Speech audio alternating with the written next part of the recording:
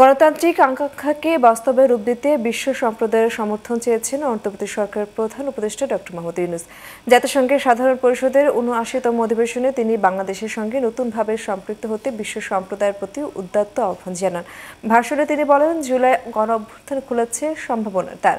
জাতিসংঘের শান্তিরক্ষা মিশনে বাংলাদেশের সেনাবাহিনীর ভূমিকার কথা তুলে ধরেন তিনি।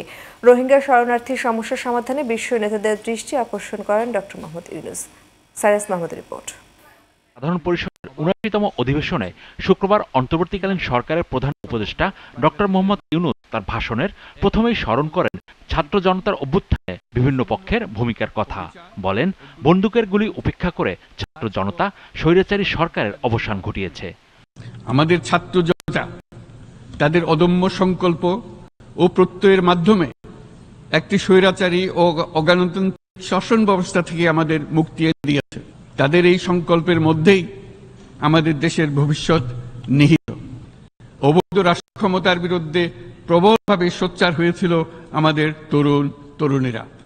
আমাদের মুক্তি ও গণতান্ত্রিক আকাঙ্ক্ষাকে বাস্তবে রূপ দিতে আমি তাই আজ বিশ্ব সম্প্রদায়কে আমাদের নতুন বাংলাদেশের সঙ্গে সম্পৃক্ত হবার উদাত্ত আহ্বান জানাচ্ছি।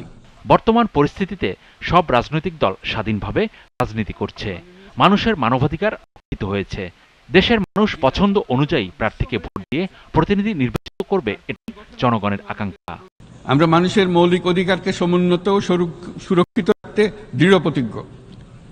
আমাদের দেশের মানুষ মুক্তভাবে কথা বলবে, ভয়ভীতি ছাড়া সমাবেশ করবে, তাদের পছন্দের ব্যক্তিকে ভোট দিয়ে নির্বাচিত করবে।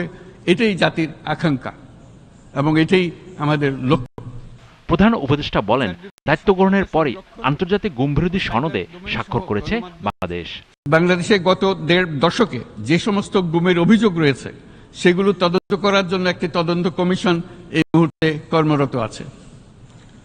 মানুষের আস্থা, আত্মবিশ্বাস ফিরিয়ে আনতে এবং নির্মম অতীত যেন আর ফিরে না আসে কোনোদিন, সেই জন্য আমরা কিছু সুনির্দিষ্ট খাতে সংস্কারকে অগ্রাধিকার দিয়েছি।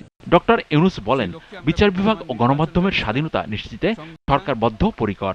তিনি বলেন, কোনো বিদেশি বিনিয়োগ যাতে অনিরাপদ না হয় সেজন্য ব্যবস্থা নেওয়া হয়েছে। ফিলিস্তিনে গণহত্যার প্রতিবাদ করে ডক্টর ইউনূস বলেন, ফিলিস্তিনের চলমান নৃশংসতা বন্ধ করতে হবে। ফিলিস্তিনের মতো বিদ্যমান বাস্তবতা কেবল আরব কিংবা মুসলমানদের জন্যই উদ্বেগজনক নয়, বরং তা সমগ্র মানব জাতির জন্যই উদ্বেগের বিষয়। একজন মানুষ হিসেবে প্রত্যেক ফিলিস্তিনির জীবন অমূল্য। ফিলিস্তিনের জনগণের বিরুদ্ধে যে মানবতা বিরোধী অপরাধ হচ্ছে তার জন্য সংশ্লিষ্ট সকলকে দায়বদ্ধ করতে হবে। রোহিঙ্গা ইস্যুতেও কথা বলেন ডক্টর মোহাম্মদ ইউনূস। রোহিঙ্গারা যাতে নিজ দেশে স্বাধীন এবং মর্যাদাপূর্ণ জীবনযাপন করতে পারে সেই লক্ষ্যে অনুকূল পরিবেশ তৈরিতে জাতিসংঘ অন্যান্য আন্তর্জাতিক প্রতিষ্ঠানের ধারাবাহিক প্রচেষ্টার প্রশংসা দাবিদার। এই লক্ষ্যে রোহিঙ্গারা যাতে পর্যাপ্ত নিরাপত্তা ও অধিকার নিশ্চিত করে তাদের নিজ ভূমি রাখাইনে ফিরে যেতে পারে তার পথ সুগম করা অত্যন্ত দরকার। Cyrus Mahmud, GTV news.